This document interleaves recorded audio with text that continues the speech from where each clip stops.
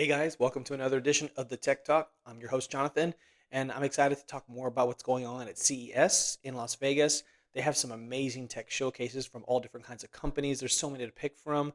But for today's video, I want to pick three specific tech products that stood out to me that I want to talk about and just give my thoughts and opinions on. So let's check them out.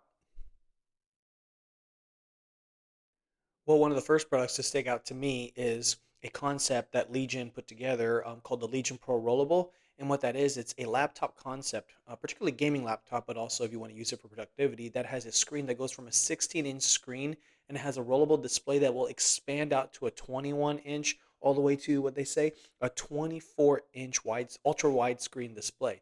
So we're talking about a single screen that goes from 16 inches to 21.5 all the way to 24 without having to add an external monitor or anything like that. That is incredible. To have that kind of tech available on the go as a portable device is incredible to see.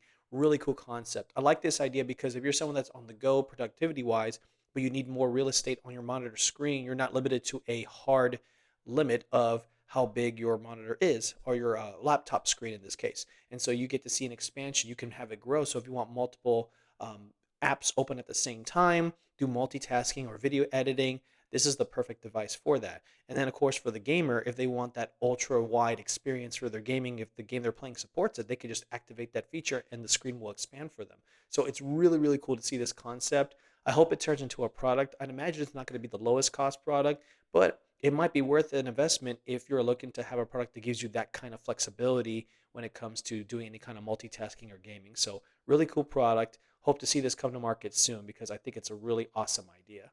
So another product that stuck out to me actually kind of speaks to me because one thing I can say about myself, I'm not the best when it comes to note taking. I have notebooks, I'll write stuff here and there. I'll put even notes on my phone through the notes app, but it's never organized, it's never set up properly. I have to like search for it. Sometimes I forget to title it, so it says untitled whatever in my notes app.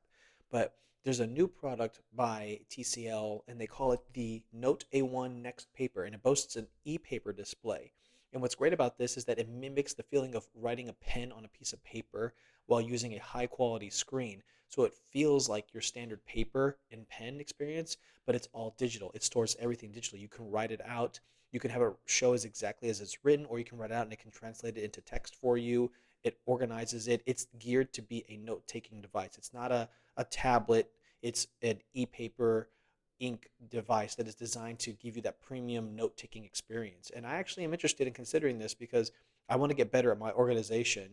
Again, I do voice memos or I use the notes app on my phone, but they're not really optimized, I feel, for that. It's more like just put a note in there and just put some basic information and you're good to go. But with this, I like it because it gives you that more organizational feel without all the paper and the notebooks that you would have to keep up with, like physical notebooks and everything. So great to see that there's a product now that allows you to put all your information, your notes and information on there and have that experience while still keeping it digital for the modern age. We're there, guys. It's no longer a yellow pad.